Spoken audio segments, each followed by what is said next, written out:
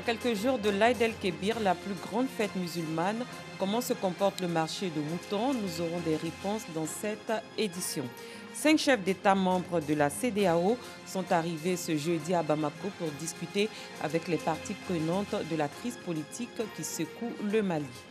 Bonsoir, merci de suivre le 19h sur RTI2. L'Aïd el-Kébir ou la fête de la Tabaski, c'est dans quelques jours. Pour l'heure, comment se comporte le marché de moutons? À Bouaké, ce n'est pas la grande affluence. Vendeurs, convoyeurs et revendeurs expliquent le manque de bêtes par la persistance de la crise sanitaire liée au coronavirus. Pourtant, la Tabaski est l'occasion pour tout musulman de perpétuer l'acte de soumission d'Abraham en immolant un bélier. Les précisions de Soro Corona. Sakabo ou encore marché de moutons de Bouaké. Michel Kaboré, convoyeur de bêtes, vient d'arriver du Burkina Faso avec 300 têtes de moutons pour approvisionner le marché d'Abidjan. Il marque un arrêt à Bouaké pour laisser reposer les animaux. Ce qu'on a élevé, ça fait que ça va être un peu cher. Mais ce qu'on est rentré dans le marché payé, ça fait qu'il y a moins cher et puis il y a plus cher aussi. Je suis quitté au Burkina avant-hier. Non loin de là, revendeurs et acheteurs parlementent. Les deux parties semblent ne pas avoir trouvé un compromis. Tu peux faire combien? C'est le Kaola Maït. Kaola. Donc on a qu'à laisser s'arranger, c'est montrer un autre. Non, c'est ça moi ici. Ah, toi aussi petit frère. Ça c'est trop dire. Sur cet espace consacré à la vente de moutons, ce n'est pas la grande affluence à quelques jours de la fête de la Tabaski. Les rares clients, faute de s'attendre sur les prix, rentrent chez eux bredouilles. On nous parle de 125, 150, on voulait un mouton de 80 000, on n'en trouve pas d'abord. Voilà, c'est un sacrifice, on ne force pas. Il y a des moutons, mais c'est le prix qui est un peu trop. On a déjà fait trois sites. On voit que c'est à peu près le même prix, mais c'est un peu cher. Pour ceux qui veulent des moutons pour perpétuer l'acte de soumission et de dévotion d'Abraham, sont confrontés au prix élevé des bêtes. Le prix vraiment à cap le donner quoi. Mais en mot d'arrêt, selon de tes moyens, l'argent que tu as là, c'est le mouton qu'il faut choisir. Si tu prends gros là tu ne peux pas acheter, hein. Sinon vraiment c'est cher.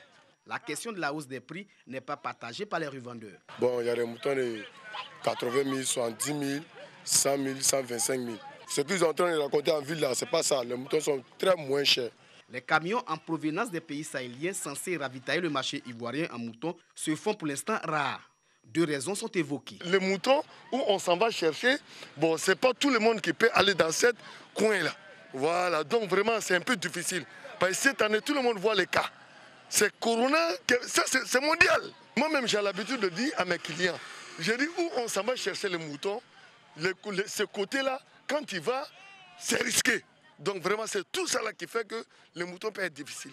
Les zones de production de moutons aux mains des groupes armés au nord du Mali, Niger et Burkina Faso et la crise sanitaire à coronavirus ne sont pas les seules raisons qui font retourner les clients.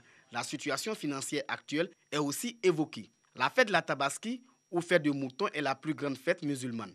L'Aïd el-Kébir sera célébré dans de nombreux pays le vendredi 31 juillet prochain. Que se passe-t-il réellement aux eaux d'Abidjan? Selon une chaîne d'information, ces gestionnaires nourrissent mal les animaux. Cette affirmation fait suite à la mort d'un chimpanzé en mai dernier. L'animal serait mort de faim. Une information battue en brèche par le ministère des Eaux et Forêts. Éric Goury. Je demande si les animaux sont bien nourris. Voilà. Je ne suis pas venu ici pour envoyer qui que ce soit. Alain Dongoyi, ministre des Eaux et Forêts dans le zoo d'Abidjan, pour montrer à la presse nationale et internationale les conditions de vie des animaux pensionnaires du zoo d'Abidjan. Allez voir, ces animaux respirent la grande forme. Ils ont le temps de souhaiter bonne arrivée au ministre et à sa délégation. Alain Dongoyi entend à travers cette visite rétablir la vérité concernant les fake news relayées par une chaîne de radio internationale. Cette chaîne a, dans une de ses éditions, évoqué la mort d'un chimpanzé lié à la faim. C'est un incident qui a eu lieu il y a 2 mois. Et cet animal est mort d'une gastro. Donc ça peut arriver. Voilà. Les chiens sont bien nourris, ils ne sont pas maltraités, ils sont très bien nourris. Mais il peut y en avoir qui meurent. Ça, c'est médical. Il a été malade. J'ai été contacté. Nous avons administré les soins qu'il fallait, qu'on jugeait appropriés pour les symptômes présentés. Mais malheureusement, il n'a pas survécu. Ouvrant la porte du zoo à tous les journalistes, le ministre des Eaux et Forêts entend éclairer la lanterne des populations. Nous sommes passés en un an de moins de 100 visites par jour à environ 500 visites par jour en moyenne. Donc je pense que tout cela mérite d'être su, d'être dit. C'est parce que nous avons l'habitude de travailler sans faire beaucoup de bruit. Nous avons à cœur de maintenir ce zoo-là en bon état, de nourrir nos animaux. Les agents commis à la tâche le font de façon régulière, selon le ministre. À l'image de cet éléphant qui consomme 200 kg d'herbe, 50 kg de féculents et 40 kg de fruits par jour. Parlons cohésion sociale. Le médiateur délégué des régions de Gbeke et du Yambol rencontre les populations de Bouaké à la mairie. Au menu des échanges, la consolidation de la paix et la cohésion sociale. Kwadio Kwami. Le médiateur délégué des régions de Gbeke et du Yambol, dans le cadre des grandes rencontres avec les populations sur le mécanisme d'instauration d'une paix durable en Côte d'Ivoire, a rencontré celle du département de Bouaké à la mairie de la dite ville. Au cours de cette rencontre, la délégation a fait l'état des lieux des rapports entre les différentes communautés précédemment en conflit, non sans identifier les obstacles à la cohésion sociale et à la paix. Selon les participants, plusieurs problèmes sont source de conflits dans le département. Il n'y a pas de travail à Bouaké parce que les grandes sociétés demeurent encore fermées. Et donc cela rend vulnérables les jeunes qui sont à la merci de ces hommes politiques-là. Pour le médiateur délégué, les conflits sont nombreux dans le Gbeke et le Yambol. Les conflits varient et sont nombreux. Alors, nous les avons tous recensés. Et nous allons les consigner dans un document que nous allons présenter au médiateur de la République. Et cette grande réunion dont nous avons parlé, la réunion du 29 août prochain à Yamoussoukro, parlera de tout cela. Cette rencontre a abouti à la création d'un comité de veille et de suivi dont la présidence est confiée aux autorités préfectorales. Quant à la grande rencontre du 29 août prochain, elle est organisée par le médiateur de la République en collaboration avec la Chambre des rois et chefs traditionnels. Il s'agit de mettre en place une stratégie de construction d'une paix durable en Côte d'Ivoire. Le CHR de San Pedro est en passe d'être doté d'un centre de prise en charge de la maladie à coronavirus. Une délégation du ministère de la Santé et de l'Hygiène publique s'est rendue sur place pour voir l'état d'avancement des travaux. Pour l'heure, les autorités continuent la sensibilisation à la pandémie. Sam Conan est notre correspondant à San Pedro. À compter du mois d'août 2020, les patients atteints de la COVID-19 ne seront plus transférés à Abidjan. La prise en charge va se faire sur place, ici à San Pedro, dans ce centre en construction dans l'enceinte du CHR. Une délégation du ministère de la Santé et de l'Hygiène publique est venue constater l'état d'avancement des travaux. Dans la conception même des plans, il y a eu un certain nombre de propositions d'aménagement pour que ça puisse respecter les normes. Et là, on est venu voir sur site, voir encore s'il y a quelques petits manquements et faire des suggestions dans le but donc de corriger certaines erreurs, on va dire. Mais sinon, dans l'ensemble, oui, les plans respectent les normes. Les bâtiments devraient être livrés donc d'ici le 31 juillet. Ce centre de prise en charge comprendra 3 blocs d'hospitalisation avec une quarantaine de lits, une unité de réanimation et des équipes d'intervention rapide. On a 5 équipes, dont 2 à Tabou, 2 à San Pedro et une qui les coiffe. Et ces équipes sont composées chacune d'environ 5 personnes. Donc c'est vous dire qu'on aura suffisamment de monde pour pouvoir faire les différents prélèvements à la suite des alertes qu'on va avoir de part et d'autre. La délégation ministérielle a visité ensuite une unité spécialisée dans les tests avant de se rendre à la préfecture des régions où elle a fait un don de matériel de lutte contre la COVID-19 au préfet des régions. San Pedro compte à ce jour 101 cas de malades du coronavirus. Pour le préfet Ousmane Koulibaly, seul le respect des mesures barrières peut stopper la propagation de la maladie.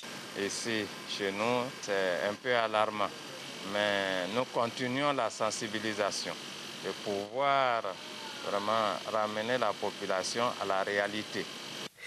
Des actions vigoureuses sont annoncées dans les prochains jours pour amener les populations au respect de ces mesures barrières.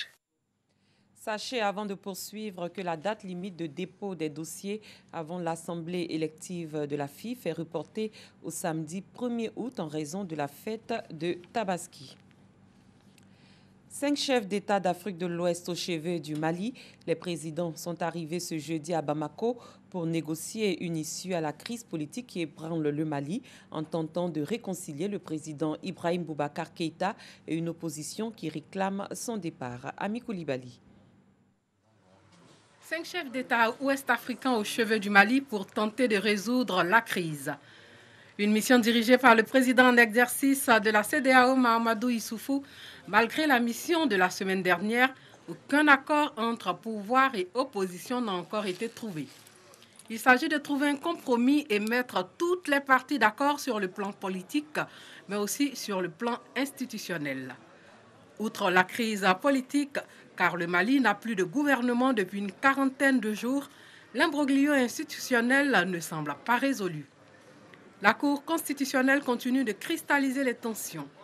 Depuis qu'elle a invalidé une partie des résultats des élections législatives en mai, favorisant selon l'opposition la majorité présidentielle, 31 députés continuent de réclamer qu'on les rétablisse dans leur siège.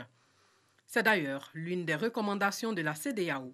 La Cour constitutionnelle dissoute par le président Ibeka n'a toujours pas à ce stade 2 nouveaux membres. Nous restons à l'étranger. Des centaines de personnes ont marché aujourd'hui à Bukavu, à Goma, dans l'est de la République démocratique du Congo, en faveur d'un homme fort de la vie politique congolaise, Vital Kamerhe, à la veille de son procès en appel. Ex-président de l'Assemblée nationale, principal allié et directeur de cabinet du président de la République, Félix Tshisekedi, Vital Kamerhe a été condamné à 20 ans de prison pour détournement de fonds le 20 juin dernier lors d'un procès sans précédent. Ses partisans se sont mobilisés dans son fief de Bukavu, au sud Kivu, et à Goma, dans la province voisine du nord Kivu, à l'appel de son parti, l'Union pour la nation congolaise. La marche a été dispersée à Goma. Des milliers de partisans de l'ex-président de la République démocratique du Congo, Joseph Kabila, très remontés contre son successeur Félix Tshisekedi, le partenaire au sein de la coalition au pouvoir, ont manifesté ce jeudi à Kinshasa. Les manifestants ont défilé sous la bannière du Fonds commun pour le Congo, force politique largement majoritaire au Parlement, exigeant le respect de la Constitution. Le FCC a dénoncé en début de semaine des dérives dictatoriales en RDC. Ces cadres, à commencer par le Premier ministre Sylvestre Ilunga, reprochent au président Tshisekedi des nominations unilatérales dans l'armée et la justice.